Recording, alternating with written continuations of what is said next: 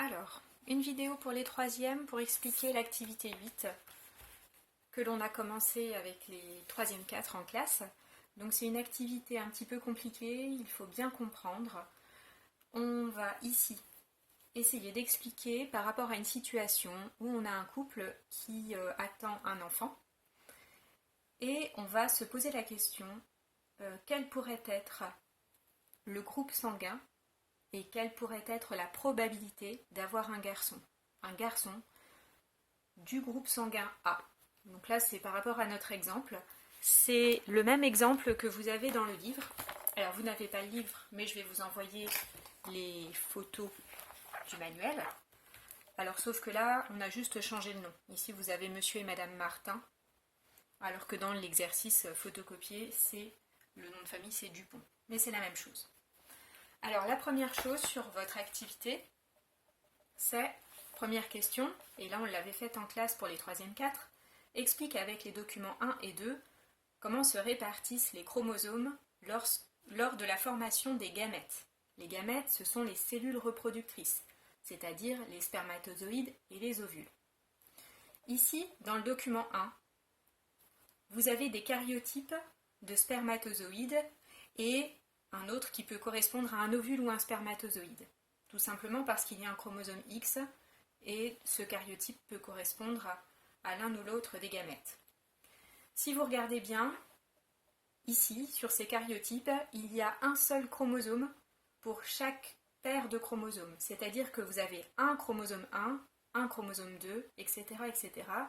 Et vous avez un seul chromosome sexuel. Quand c'est un Y, c'est un karyotype de spermatozoïde. Si c'est un X, ça peut être un karyotype d'ovule ou de spermatozoïde.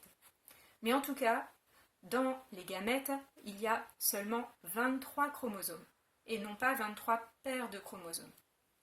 Ici, dans le document 2, on vous explique comment se répartissent les chromosomes au moment de la formation des gamètes. Là, c'est l'exemple pour les spermatozoïdes. Alors, vous avez ici de représenter une cellule de testicules qui va fabriquer ensuite des spermatozoïdes. Et on n'a pas représenté tous les chromosomes, on n'a pas représenté les 46 chromosomes si vous voulez, on a représenté seulement 4 chromosomes pour essayer de mieux comprendre et que ça soit plus simple à comprendre. Le processus par lequel les cellules reproductrices ou les gamètes se forment s'appelle la méiose. C'est un mot un peu compliqué, mais vous allez voir, on va en reparler plusieurs fois. Donc à partir d'une cellule, les chromosomes se séparent au hasard pour se répartir dans les cellules reproductrices, de façon à avoir un seul chromosome de chaque paire.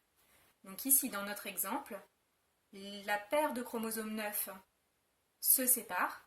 Vous avez un chromosome 9 qui va dans un spermatozoïde et l'autre chromosome 9 qui va dans l'autre spermatozoïde. Même chose pour la paire de chromosomes sexuels. Un chromosome X qui va dans un spermatozoïde et le chromosome Y qui va dans l'autre spermatozoïde. Mais vous avez une autre combinaison possible, c'est pour ça qu'on vous dit où.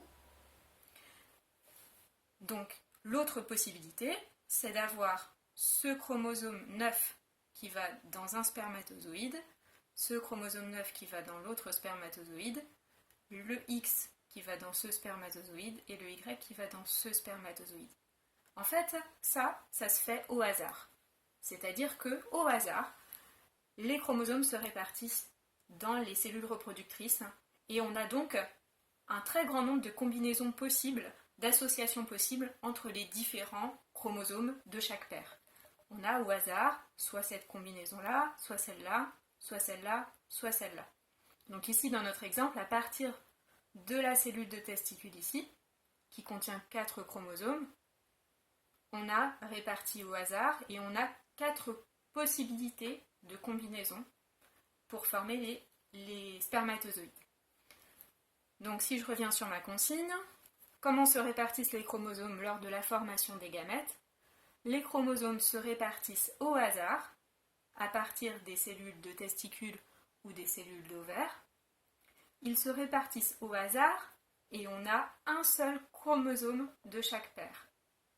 Et on a donc des milliers de combinaisons possibles. Je vais faire une pause sur la vidéo, donc ça c'est la réponse de la question 1. Je vais couper pour que ça soit plus simple et je vais faire une deuxième vidéo pour expliquer la suite.